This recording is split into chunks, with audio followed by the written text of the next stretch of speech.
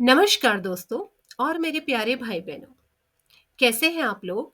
आशा करती हूँ कि आपकी तैयारियां जोर शोरों से चल रही होंगी और अब आप रिवीजन मोड पे होंगे। तो हम अपने चैनल सिंप्लीफाइड में आपके लिए लेकर आए हैं एक शॉर्ट रिवीजन सीरीज, जिससे कि आपको अपने सारी जो आपने प्रिपरेशन की है एग्जाम के लिए उसे क्विकली रिवाइज करने में मदद मिलेगी। ठीक है, तो आइए इन क्वेश्चंस के साथ आपके रिवीजन को टेस्ट करते हैं। तो आप मुझसे पहले आंसर्स को देंगे तो मुझे ज़्यादा अच्छा लगेगा। और आंसर्स प्रेडिक्ट करिए, कमेंट बॉक्स में डालिए। ठीक है, और आपको ढेर सारे विशेष हमारे चैनल की ओर से, मेरी ओर से, कि आप लोग इस आने वाले अपकमिंग यूटेट एग्जाम के जो अभी हमने क्वेश्चन प्रिपेयर किया है, यूटेट एग्जाम को नजर में रखते हुए किया है, जो कि 27 सितंबर को होने वाला है। और उम्मीद करती हूँ कि आप सिर्फ ना ही क्वालिफाई करें बल्कि टॉप स्कोरर्स में आप लोग बने। ठीक है, क्योंकि मेरिट पे आना भी जरूरी है। तो अभी हम लेके आए हैं ईवीएस यानी कि इन्वायरमेंटल साइंस से कुछ इंपॉर्टेंट क्वेश्चंस। तो आप इनके रिवीजन के साथ शुरुआत करते हैं। फिर ऐसे ही आपको हमारे चैनल पे मिलेंगे सारे अपकमिंग एग्जाम्स के शॉर्ट ऐसी क्विक रिवीजन क्वेश्चंस आपको मिलेंगे, प्रिपरेशंस गाइड भी मिलेगी। साथ ही क्लास 6 to 10th के बच्चों के लिए मैथ्स और साइंस के आपको यहाँ पे फुल एंड फाइनल आपको हेल्प मिलेगी। सारे क्वेश्चन सॉल्विंग के साथ साथ, प्रॉब्लम सॉल्विंग के साथ साथ, exam preparation, sample papers, model test, everything you will find here. ठीक है, सो लेट्स मूव ऑन। अब आपका पहला क्वेश्चन है, what is the main cause of seasons on earth? पृथ्वी पर ऋतुओं का मुख्य कारण क्या है? ठीक है, समर से विंटर जो सीजन चेंज होता है, ये क्यों होता है? तो इसका पहला ऑप्शन है आपका सूर्य की दूरी का बदलना, पृथ्वी की धुरी का झुकाव और परिभ्रमण, पृथ्वी का घूर्णन यानी कि अर्थ्स रोटेशन, या सूर्य का आकार बदलना। रोटेशन यहाँ पे एक वर्ड आया है, तो रोटेशन और रिवॉल्यूशन में कभी कंफ्यूज नहीं होना है। रोटेशन है अर्थ का अपनी एक्सिस पे घूमना। ठीक है, अर्थ अपनी एक्सिस पे जब घूमती है तो दिन और रात उससे होते हैं। रिवॉल्यूशन होता है अर्थ का सन के चारों ओर घूमना, उससे आपका क्या होता है? रिवॉल्यूशन होता है। ठीक है, अब आगे चलते हैं। तो इसका आंसर आपने गैस कर ही लिया होगा।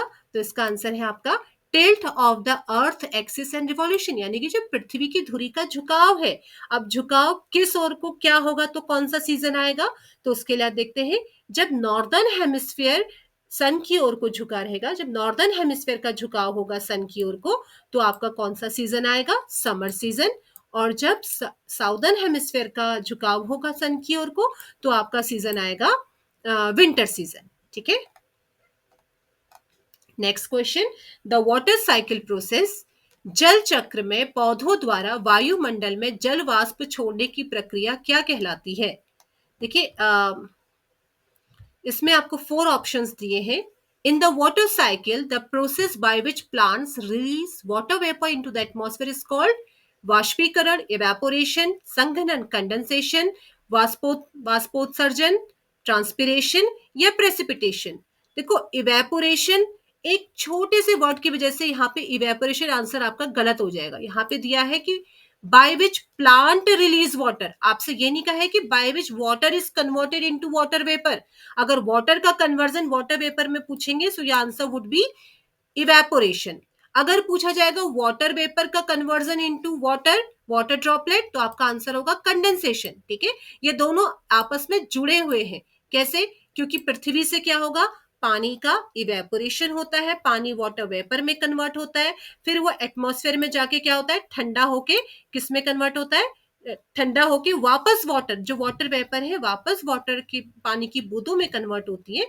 तो इसको हम बोलते हैं कंडेंसेशन। ठीक है, तो इवेपोरेशन हुआ, फिर कंडेंसेशन हुआ। कंडेंसेशन हुआ तो बारिश से जमीन में पानी आया, फिर इवेपोरेशन हुआ और पानी एटमॉस्फेयर में गया, वहां पे ठंडा हुआ, दैट मीन्स वापस कन्वर्ट हुआ, उसे बोलते हैं कंडेंसेशन। आपसे पूछा गया है कि प्लांट कैसे वाटर वेपर रिलीज करते हैं।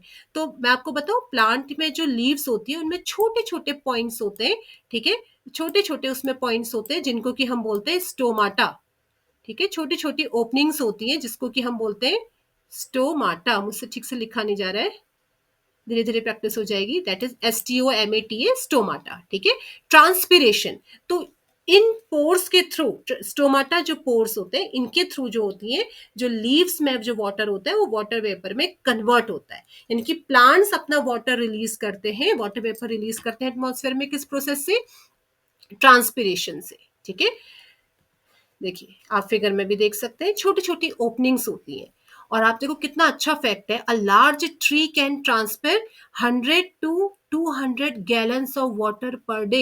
इसीलिए कहते हैं पेड़ बचाओ धरती बचाओ, क्योंकि जो पेड़ होते हैं वो आपके इस जो वाटर साइकिल है इसमें इतना कंट्रीब्यूशन करते हैं। इसलिए no trees, no rain and no water. जैसे जैसे टेम्परेचर इंक्रीज होगा, आपकी समझने की बात है, इसको याद नहीं करना है, समझ लेना है कि टेम्परेचर बढ़ेगा तो अपने आप ही क्या होगा? ट्रांसपिरेशन बढ़ेगा। अब इसके साथ एक और फैक्ट मैं आपको बताऊं कि क्या है, जो डेजर्ट प्लांट है, ठीक है, आपने देखा होगा उनकी जो क्या होती है, जो पत्तियां होती है वो कांटेदार पत्तियां होती है, ठीक है, थॉर्नी लीव्स होती है। क्यों होती है? क्योंकि उस अगर चौड़े पत्ते होंगे तो उसमें उतना ज्यादा ट्रांसपिरेशन होगा, उतना ज्यादा उसका वाटर क्या है, एटमॉस्फेयर में चले जाएगा। अब वैसे ही डेजर्ट में पानी की कमी है, तो इसीलिए क्या होता है कि इस ट्रांसपिरेशन को कम करने के लिए डेजर्ट प्लांट्स की जो पत्ते होते हैं वो थॉर्नी होते हैं, कांटेदार पत्ते होते हैं, यानी कि पतले पत्ते होते हैं। और आपने देखा होगा कि चौड़े पत्ते वालों पेड़ ज्यादातर, जितना ज्यादा आपका पानी वाला इलाका होता है वहां चौड़े पत्ते होते हैं, ठीक है, ताकि क्या है उतना वो एब्जॉर्ब रिलीज भी कर दे, तो उससे कोई नुकसान नहीं होगा पेड़ को, या ना ही पेड़ को नुकसान होगा, ना ही वहां की ग्राउंड वाटर लेवल को। Now energy flow in ecosystems. In an ecosystem how does the energy flow? कैसे आती है एनर्जी? सोलर इनपुट, सन से एनर्जी सप्लाई हुई, ठीक है, सन से एनर्जी आई, सोलर एनर्जी। प्लांट ने प्रोड्यूसर्स, अकेले who are called the producers in this earth? Only plants. Plants को ही प्रोड्यूसर कहा जाता है, क्योंकि वो अपना खाना खुद बनाते हैं, नो वन एल्स। सो प्लांट क्या करते हैं? सन की एनर्जी को यूज करते हुए कौन सी प्रोसेस के साथ? फोटोसिंथेसिस प्रोसेस से उस क्या करते हैं, लाइट को किस में कन्वर्ट करते हैं? अपनी एनर्जी में कन्वर्ट करते हैं। अब प्लांट को कंज्यूम किया प्राइमरी कंज्यूमर्स ने, ठीक है, या हर्बीवोर्स ने, और प्राइमरी कंज्यूमर्स को किसने कंज्यूम किया? सेकेंडरी कंज्यूमर्स, जो कि क्या है? स्मॉल कार्निवोर एनिमल्स है, जो छोटे छोटे कार्निवोर एनिमल है जिन्होंने क्या किया? हर्बीवोर्स को अपना शिकार बनाया। उसके बाद आपके आते हैं टेरिटरी कंज्यूमर्स, यानी कि जो टॉप प्रेडिटर्स हैं, ठीक है, जो आपके बिग कार्निवोर्स हैं। तो आपका एनर्जी फ्लो आपने गौर किया, सन से प्रोड्यूसर्स, प्रोड्यूसर से कंज्यूमर्स, कंज्यूमर से primary consumer, then secondary consumer, then territory consumer, ठीक है। तो आपका आंसर ऑप्शंस द्विदिशात्मक, बाई डायरेक्शनल, कि इधर से उधर भी जा रहा है, उधर से इधर भी आ रहा है।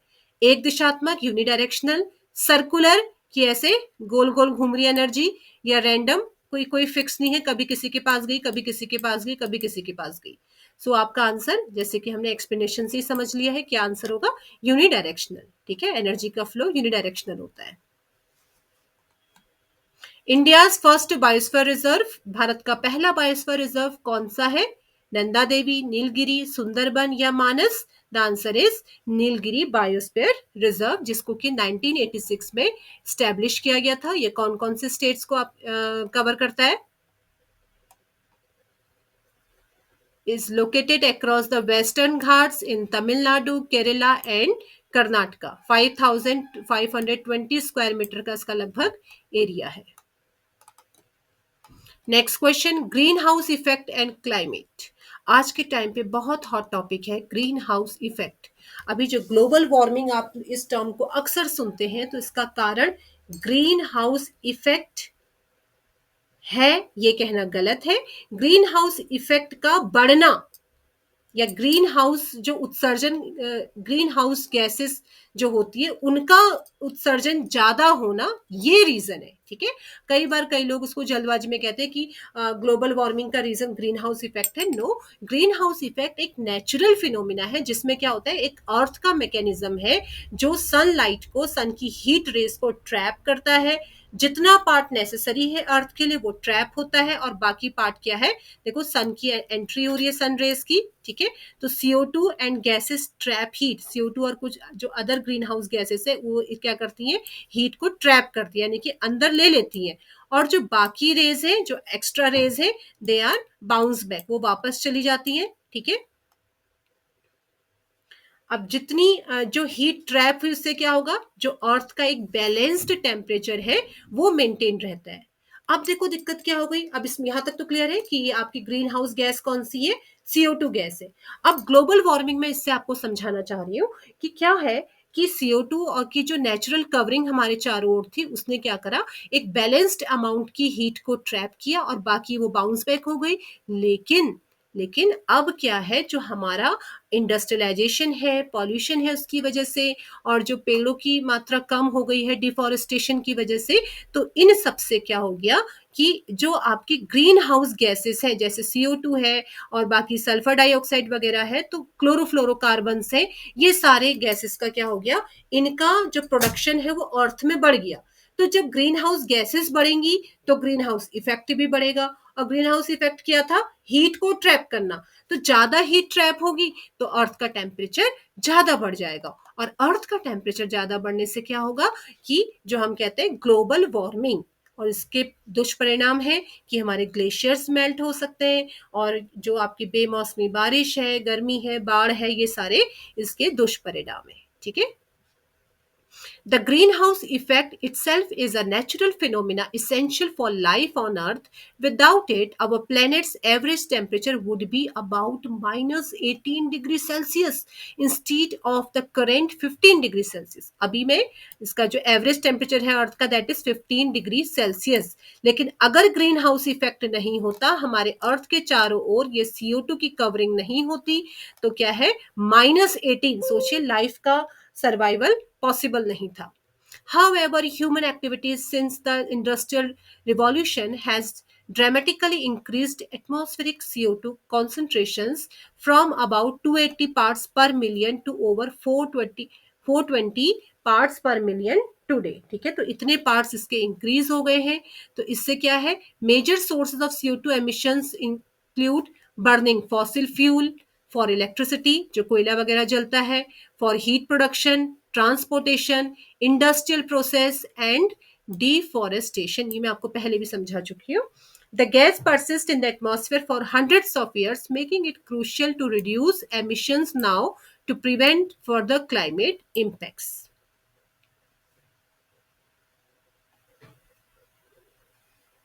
इसके अलावा कुछ और ग्रीन हाउस गैसेस हैं, कभी आपका 1 मार्क में ये भी आ सकता है।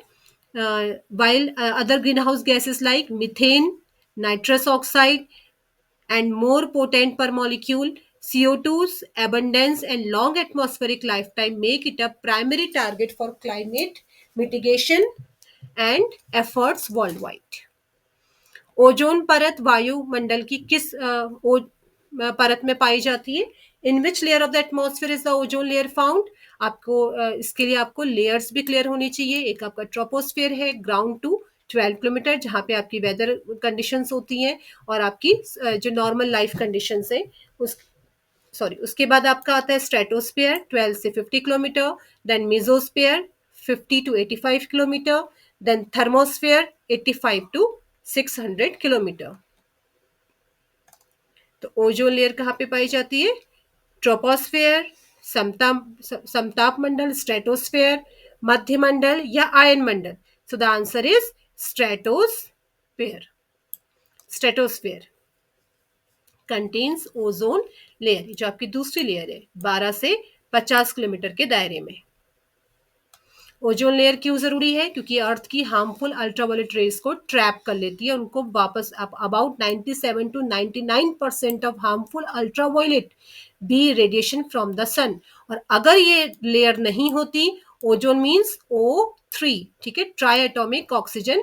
तो अगर ये नहीं होती तो आपका क्या होता, जो हार्मफुल अल्ट्रावायलेट रेज है वो अर्थ में आती, जो कि स्किन कैंसर कैटरैक्ट और इम्यून सिस्टम को हमारे नुकसान पहुंचाती।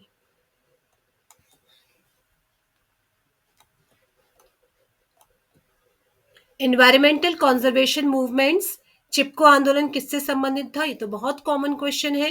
Water conservation, tree conservation, energy saving या सॉइल। तो इसका आंसर आपका है फॉरेस्ट कन्वर्सेशन। इससे जुड़े हुए दो हमारे कॉमन नाम है, एक सुंदरलाल बहुगुणा जी और दूसरा चंडी प्रसाद भट्ट। ठीक है। तो लोगों ने क्या किया था, जैसे कि चिपको आंदोलन नाम से स्पष्ट है कि पेड़ों से चिपक गए थे, उनको काटने से बचाने के लिए, कटने से बचाने के लिए। ठीक है। नेक्स्ट है आपका natural resources and energy. Black gold किसे कहा जाता है? अब होता तो कोयला भी ब्लैक है, बट आंसर इज नॉट कोल। ठीक है। Petroleum, natural gas, graphite. तो पेट्रोलियम इसका आंसर है, और ब्लैक गोल्ड आप इसी से समझ जाइए कि अभी इतनी बड़ी पॉलिटिक्स चल रही है रशिया से पेट्रोलियम खरीदने को लेकर, अमेरिका और इंडिया के बीच में। तो ये अगर इतना कीमती नहीं होता, सोने जैसा कीमती नहीं होता, तो इसके पीछे इतनी बड़ी कंट्रोवर्सी नहीं होती। तो पेट्रोलियम आपका ब्लैक गोल्ड कहलाते हैं। ठीक है। तो क्योंकि ये बहुत वास्ट यूज में है, पूरी इकोनॉमी को मींस हैंडल करता है। ठीक है। The term reflects petroleum central role in the modern economy. ठीक है। पूरा अब देखिए कि ट्रांसपोर्टेशन में यूज हो रहा है, इंडस्ट्रीज में यूज हो रहा है, हर एक फील्ड में पेट्रोलियम यूज है। तो ऑब्वियसली क्या है कि इसकी जो प्राइसेस हैं और इसकी अवेलेबिलिटी है, ये हर चीज को डिटरमाइन करेगी। ठीक है। ट्रांसपोर्टेशन फ्यूल है, रॉ मटेरियल है for petrochemical and plastics, source of heating oil and electricity generation, base of pharmaceutical and cosmetics. तो हर फील्ड में petroleum, every field is just incomplete without, impossible without petroleum. So that is why petroleum is called black gold. Hindi दिवस, sorry, पृथ्वी की property में सबसे अधिक पाई जाने वाली धातु कौन सी है? Most abundant metal in the earth crust. आपकी 3 लेयर होती हैं, क्रस्ट, मेंटल, कोर। ठीक है। तो क्रस्ट पे आपके मेटल्स होते हैं, तो मेटल्स सबसे अबंडेंट कौन सा है? आपका एल्यूमिनियम। एक और चीज मैं आपको यहाँ पे ऐड करके बताती हूँ कि एल्यूमिनियम नेचुरल फॉर्म में नहीं मिलता, क्योंकि मेटल है और मेटल कभी भी नेचुरल स्टेट में नहीं मिलते। एल्यूमिनियम आपका मिलता है बॉक्साइट के फॉर्म में। ठीक है। एल्यूमिनियम मिलता है बॉक्साइट के फॉर्म में, BAUXITE,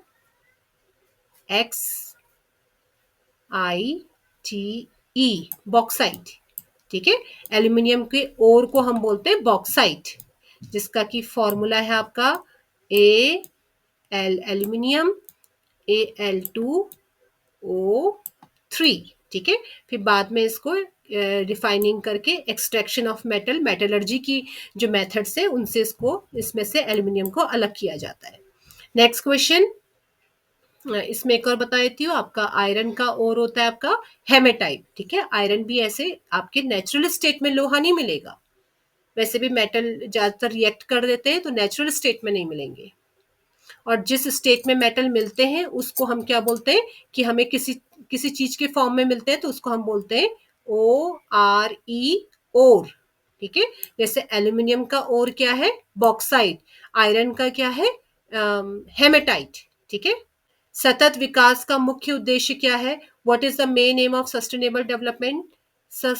सस्टेनेबल डेवलपमेंट आप हर एक पर्यावरणविद की स्पीच में या जो भी आपके कॉन्फ्रेंस होते हैं इन्वायरमेंट को लेके, इन्वायरमेंट अवेयरनेस को लेके, तो आप ये वर्ड हमेशा सुनेंगे, सस्टेनेबल डेवलपमेंट, यानी कि सतत विकास, बैलेंस्ड डेवलपमेंट। केवल आर्थिक वृद्धि? नो, क्योंकि अगर हम केवल आर्थिक वृद्धि की ओर भागेंगे तो नुकसान और डिस्ट्रक्शन ज्यादा, मीन्स 100% श्योर है। पर्यावरण संरक्षण के साथ विकास, आज के समय की मांग यही है कि हम विकास तो करें लेकिन पर्यावरण संरक्षण के साथ करें। So it is balanced development. So I hope आपको ये क्वेश्चंस अच्छे लगे होंगे। So wait for our next series. Thank you. Bye bye.